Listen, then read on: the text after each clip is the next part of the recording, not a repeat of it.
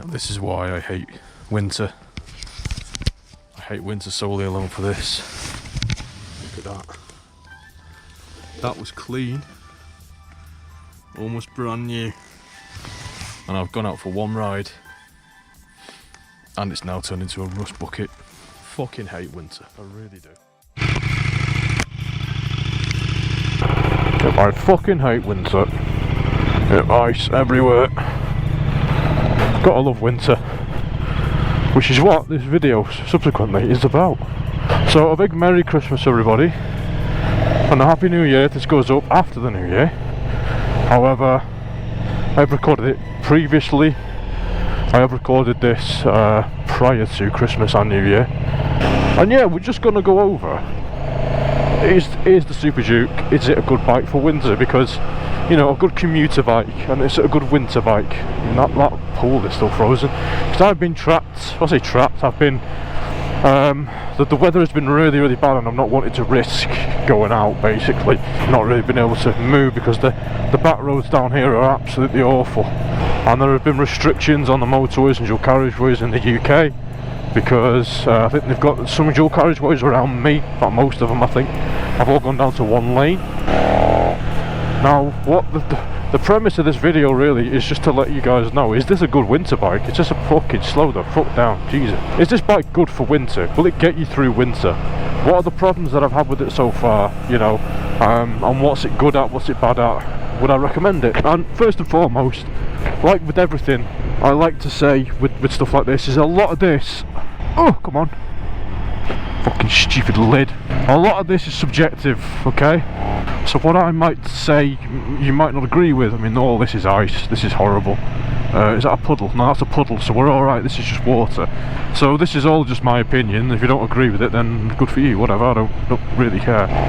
Now, from my experience, riding in I've ridden in a bit of snow and I've ridden in ice and all sorts of shite, and I have been doing that for nearly 10 years now. The winter never really seems to bother me, and it's, you know, touch a lot of wood because you know what mine looks like, but winter never really tends to get to me too much. It's usually summer where I have my accidents, because people tend to get a little bit more lackadaisical with the driving because they've not got anything to worry about, like environmental issues, slippery road surfaces, ice, all that kind of shit, obstacles, or you know, people tend to get a little bit more cautious in winter, and for good reason. But I have actually put my tyre pressures to 34 even, and they have gone down a psi each to 35. I think that's just because the air inside them is warming up.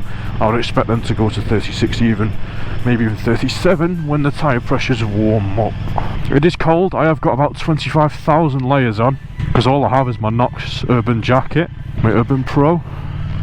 Now that, oh, slip then, oh no, big metal boys, don't want to go anywhere near those. And so I've had to layer up with lots of, you know, coats and shit, and I've got my climb jacket on, my air vest and stuff, so my core isn't too bad. It's just, my hands aren't too bad, nothing's too bad at the minute. It's just when we get on the motorway, that's going to be fun. I currently have this in street mode. It's the first time I've had it in street mode in a long time, since I had it actually, since I first got it.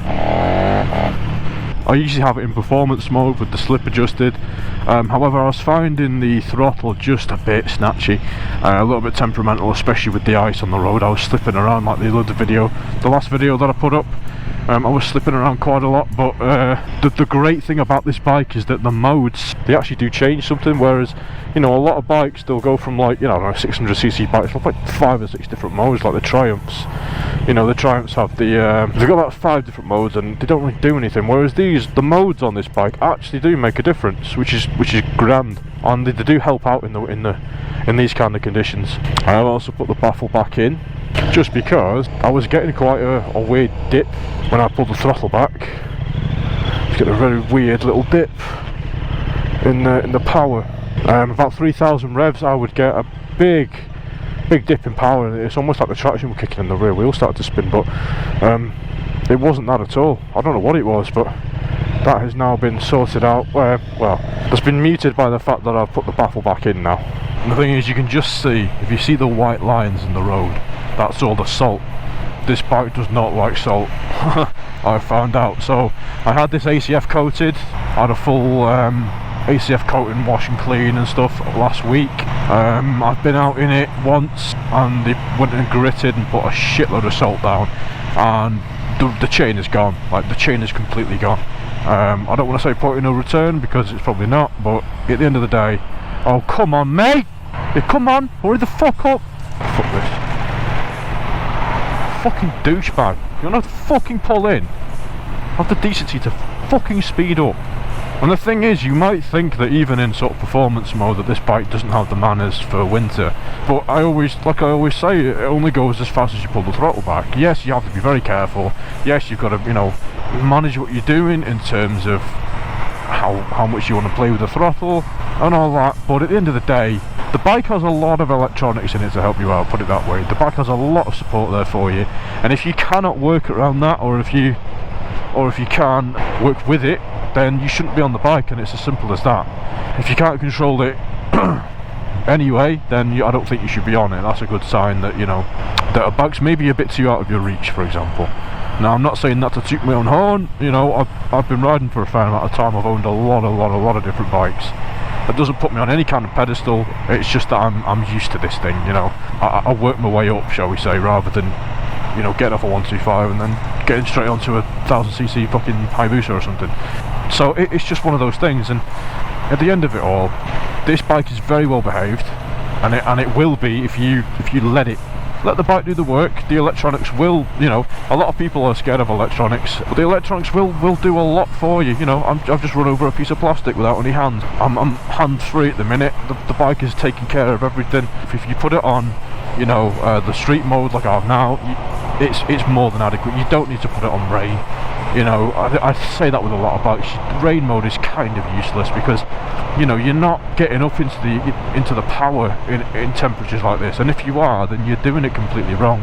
This time of year is not for fucking wheelies and acting like a dick and doing 150,000 mile an hour. Whoa. Come on, man! You fucking idiot! The fuck was that for? What are you doing? Oh, for fuck's sake.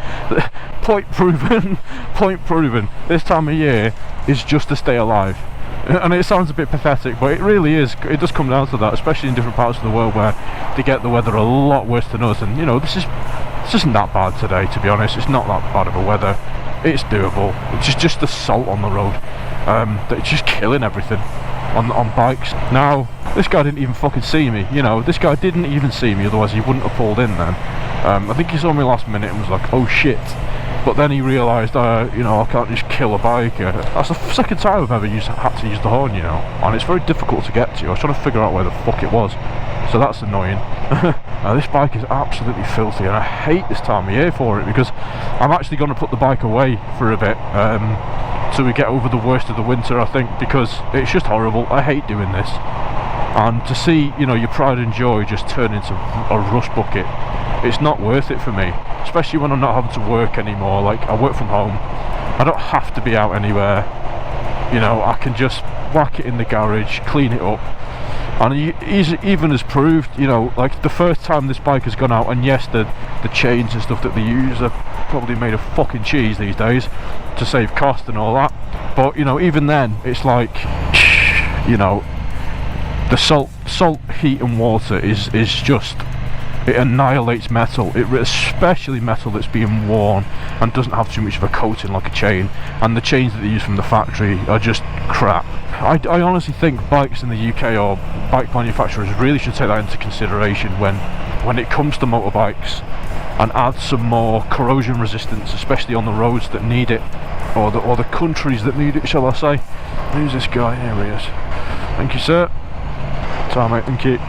So yeah, I mean, at the end of it all, I just think that this bike is perfectly adequate. Any bike will be perfectly adequate to get you about. Just make sure you look after it, make sure that you properly winterize it, you coat it, you clean it as much as you can. Get the salt off it is the main thing. Obviously you don't want any kind of water to freeze, because I've had this in the garage and it's frozen over, so I'm going to have to start putting the cover on it whilst it's in. I'm actually going to bring these down because it's actually not that cold today. I'm surprised. Maybe it's because I've got 1,000 layers on, but the other day it was fucking freezing. What are we on? Well, it says 2 degrees. we're at, you know, probably about -5 wind chill. It's not that bad. It has, like I said, this is the only day I felt safe to get out and go home, really. It's just it really is just a shame to see all your bits and pieces and your pride and joy just filthy up.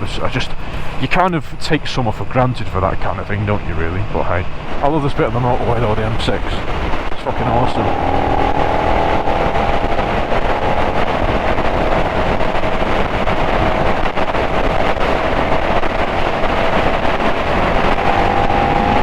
But also coming to this bike in general, like the ergonomics and stuff, this is the best bike I've ever ridden for wind. And for some reason today and the other day, I'm not hurting. Usually I'd be hurting a lot by now, and I don't know why, but my legs aren't aching. Well, this leads me on to the end of the video. Thank you so much for watching. This bike it's fine in winter. It's great. There are a few setbacks, you know, it might be too much for some people. But you know what you get yourself into and in for if you end up getting the bike. So that's something you should already really be aware of. Obviously, it's just being sensible. Like, you don't have to be a dickhead. This bike makes you want to do stupid things, I get it, but self-control is something learnt, and I've been through enough in my biking career to know what happens if I am a stupid idiot, if I push my limits too far. So with that said, enjoy yourself, go out, try and enjoy yourself, try and go out when the salt isn't on the road. Hi fam, cool. And the thing is, I'm just going to do a bit of scrubbing now to the end of the video, just to show you that there's nothing really to be afraid of in winter.